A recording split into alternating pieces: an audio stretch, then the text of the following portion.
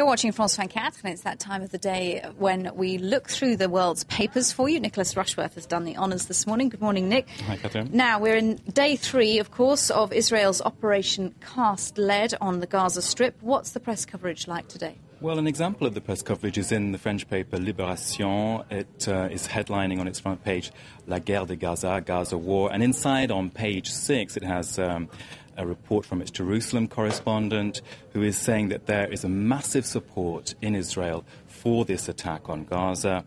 The correspondent asks, however, how long that will last. We remember the Second Lebanon War in 2006.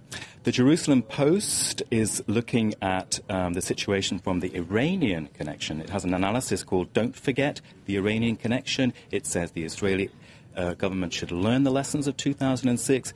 It says that Iran is inspiring, funding, arming and training Hamas. So it's warning that the mood in Israel is strong.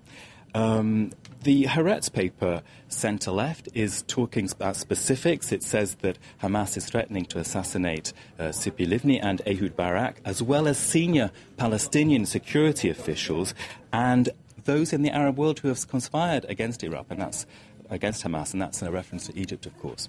And we've been hearing a lot of talk in the news of real anger across the Arab world. So how's the Arab press reacting? Well, 2 papers, Al-Quds Al-Arabi, the director Al-Daria Atwan of that paper says that military power can defeat armies and regimes, but it cannot defeat resistance movements. So that's a strong message. His editorial there is slamming Israel, the US, and also Arab governments. Another London-based paper, Al-Hayat, is saying that the Palestinian Authority has been irresponsible in blaming Hamas. It also harangues Egypt for criticizing the organization. It says President Hosni Mubarak should sack his government. And, of course, George W. Bush has weighed in and called Hamas militants thugs and accuses them of provoking the violence. But let's move on now, Nick. An anniversary is coming up, and editorial writers are mulling the Castro legacy 50 years on. There'll be celebration in Cuba on New Year's Day. Of course, tell us if the press has already picked up on that. El País did a big spread on the Cuban legacy. It talks about detractors and defenders. The world is divided on Cuba. It says on the plus side there have been improvements to infant mortality and in the health system. On the downside, it says that the young people in Cuba today are still idealizing the United States and they are dreaming of leaving Cuba one day. In Hong Kong, the SCMP, the South China Morning Post, looks at the 50-year legacy. It says there's no dissent still, but there are softer edges, and that includes rappers and dissident bloggers. But it says that the Cuban regime now, Raul Castro, won't want to let the system collapse like the Soviet Union did. That's their biggest fear.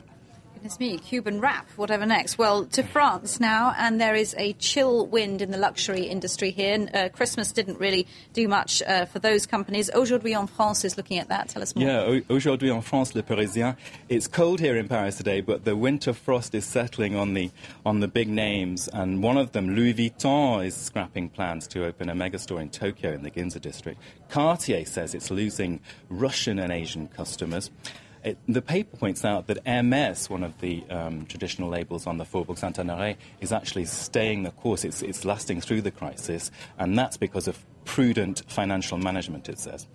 Libération also looks at the question of the luxury industry in France. We've got Chanel, it headlines that Chanel cannot afford the luxury of having 200 CDDs being the short-term contracts for employers. So the French fashion industry obviously is suffering quite a lot from the global financial crisis.